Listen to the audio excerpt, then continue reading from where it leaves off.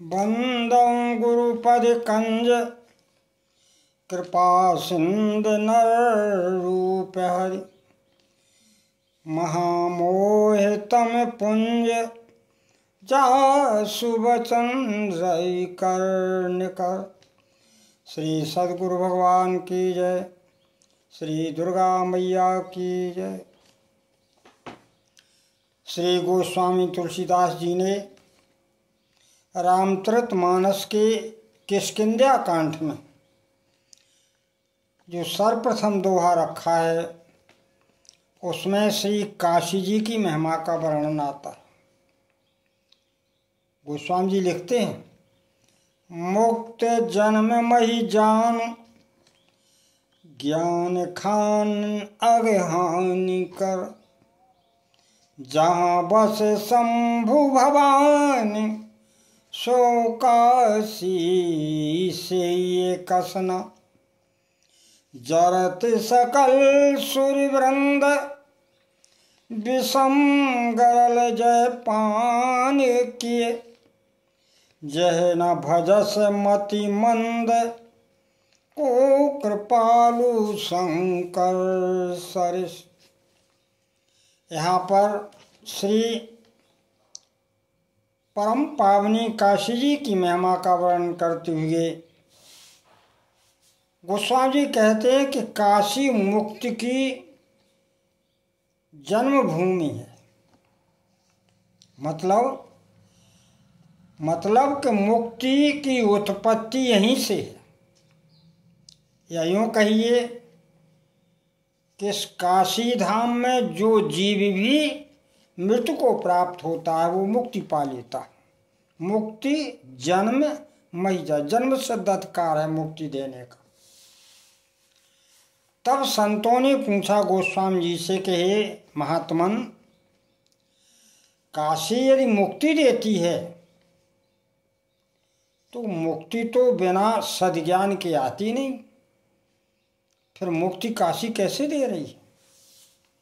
तब फिर गोस्वामी जी ने आगे लिखा, मुक्ति जन्ममयी जान ज्ञान खान। बोले नहीं, काशी सद्ज्ञान की खान भी है, ज्ञान को प्रकाशित भी करती है। फिर संतों ने कहा कि हे महात्मन, हमने शास्त्रों में सुना है कि सद्ज्ञान का प्रकाश तो जीव के हृदय में तभी होता है जब उसके समूल पापों का विनाश हो जाए। फिर भला श्री काशी जी सद्ज्ञान का प्रकाश कैसे करती हैं? तब गोस्वामी ने फिर आगे लिखा, बोले मुक्ति जन्ममयी जान ज्ञान खान। बोले अगहानि कर। नहीं, बोले काशी पापों को नष्ट भी कर रही, यानी तीनों तरह से कार्य करती है। पापों का विनाश करती है, सद्ज्ञान का प्रकाश करती है और मरने के बाद जीव को मुक्ति भी प्रदान कर देती है। तब कहा, अच्छा ऐसी काशी है? बोले हाँ, ऐसी भी नहीं है। और बोले जहाँ बस शंभु भवानी सो काशी से कृष्णा। जहाँ शंभु और भवानी सदैव निवास करते हैं उसमें भगवान शंकर का वास है। सो काशी से ये कृष्णा। अरे मन, तू ऐसी काशी का सेवन क्यों नहीं करता? सो के असी, जो जीवों के समस्त शोकों को नष्ट करने के लिए असी माने तलवार है। सो काशी शोक असी, ऐसी काशी की महिमा श्री गोस्वामी जी रखते। अब प्रश्न आता है, शंभु भवानी। शंभु भवानी का अर्थ है जो जीवों का कल्याण करते, अर्थात कल्याण करता। क्योंकि गोस्वामी जी ने लिखा है, काशी मरत जंतु अवलोकी। काशी मरत जंतु अवलोकी। जासु नाम बल करूं विशु की। जिन भगवान के पावन नाम का स्मरण करके श्री भगवान शंकर काशी में मुक्ति देते, जीवों को शोक रहित कर देते। अब प्रश्न आता है कि काशी की यदि इतनी महिमा है तो संसार में 3 तरह के जीव, विषयों को भोगने वाले, भगवान के लिए साधना करने वाले, और जो साधना में पास है वो शुद्ध है। और इसके ऊपर भी एक जीव है जो निष्काम भक्त होते। तो बोले क्या इन चारों को काशी श्रेष्ठता प्रदान कर रही है? गोस्वामी बोले हाँ। कैसे? बोले विशेष साधक सिद्ध सयाने त्रैवेद जीव जग वेद बखाने।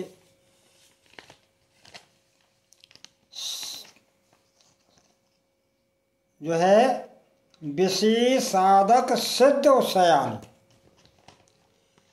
विषी जो पुरुष होते हैं, जो विषी जीव होते हैं, यदि वो काशी में बस जाएं तो उन्हें क्या मिलेगा? बोले अघहानि कर, उनके पापों का विनाश होने लगेगा। क्योंकि जब वो काशी धाम में रहेंगे तो संतों का दर्शन होगा, नित्य सत्संग होगा, श्री गंगा जी में का स्नान होगा, गंगा जी का दर्शन होगा, भगवान शिव जहाँ विराजे हैं उनका दर्शन होगा। ऐसे जब विषी पुरुष अपने जीवन में इस तरह वो काशी में रह के वो अपने जीवन में ऐसी भावनाएं लाएगा तो उसके पाप स्वतः ही नष्ट होने लगे। तो विषयों के पापों को काशी दूर करती। साधक यदि काशी में बस जाए, निवास करने लगे, तो बोले साधक को बोले चूंकि उसकी साधना चल रही इसलिए ज्ञान खान उसके हृदय में परम प्रकाश जो है प्रकाशित होने लगता है, सद्ज्ञान प्रकाशित होने लगता है। जो साधक है उन्हें काशी सद्ज्ञान देती। और बोले जो इससे भी ऊपर हो जाए सिद्ध, विषी साधक सिद्ध, तो सिद्धों को क्या मिलती है? बोले मुक्ति जन्म मही खान। बोले सिद्धों को मुक्ति मिल जाती है, वो आवागमन से छूट जाती। तीनों प्रकार के जो संसार में विशेष साधक सिद्ध जीव हैं, उन तीनों तरह के जीवों को काशी लाभ दे रही। अब फिर कहा सयाने, सयाने के मतलब जो निष्काम है, जिन्हें कुछ नहीं चाहिए। जाए न चाहिए कबहु कछु तुम सहज सने। बोले जो कुछ नहीं चाहता है ऐसे सयाने जीवों के लिए काशी क्या दे रही? बोले उनके लिए जहाँ बस शंभु भवानी। बोले उनको भगवान माँ पार्वती अम्बा और भगवान शिव का दर्शन करा रही, उन्हें भगवान का साक्षात्कार करा रही है। जो निष्काम भक्तों ने प्रभु का साक्षात्कार कराती है काशी, क्योंकि वो वहाँ तो विराजमान ही है।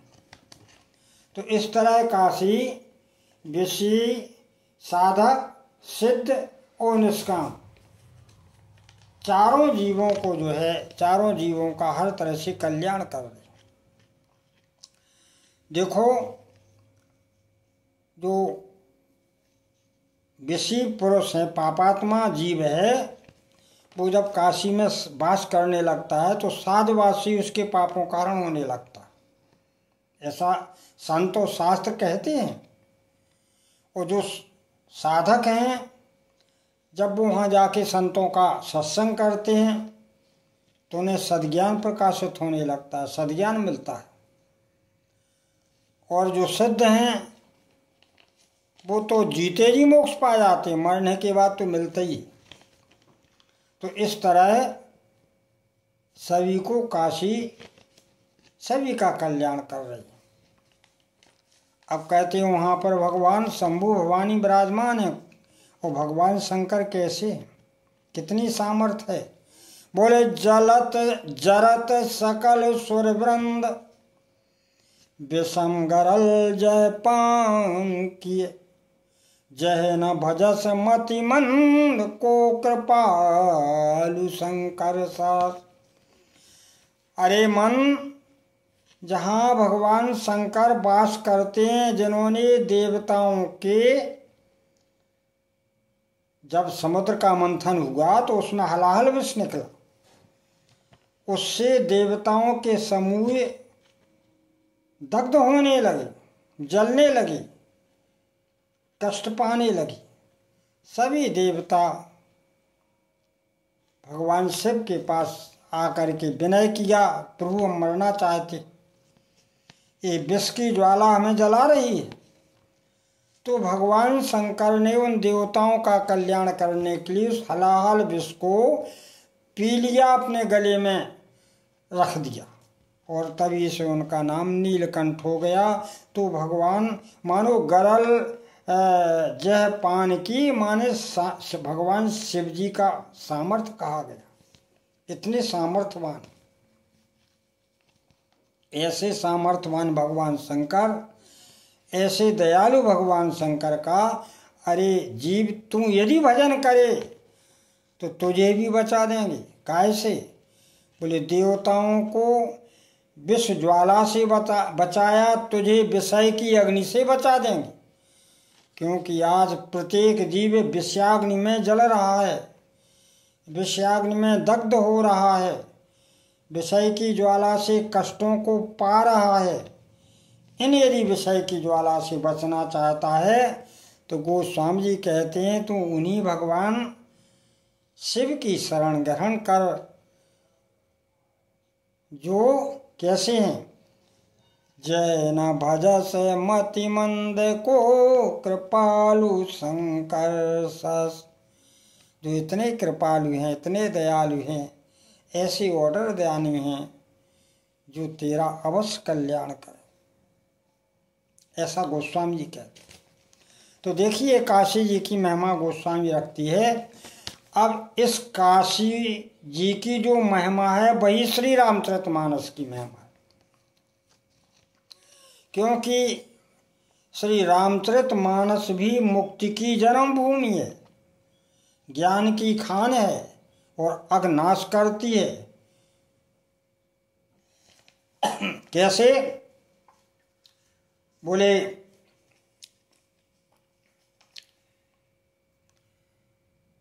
भगवान की जो पावन कथाएं हैं,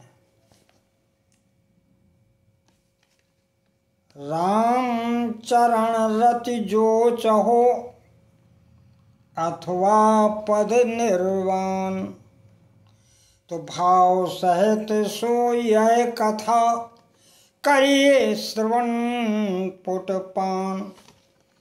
गोस्वामी कहते हैं कि भाव के सहित भगवान की इस पावन कथा को यदि कोई सुनेगा भी तो भक्ति भी चाहेगा तो भक्ति मिलेगी, मोक्ष चाहेगा तो मोक्ष मिलेगा, यानी मानस मोक्ष देती है। अब ज्ञान की खानी, बोले ज्ञान की खानी है, क्योंकि रामचरितमानस को पढ़ने से सद्ज्ञान प्रकाशित होता है और पापों का नाश भी करती है।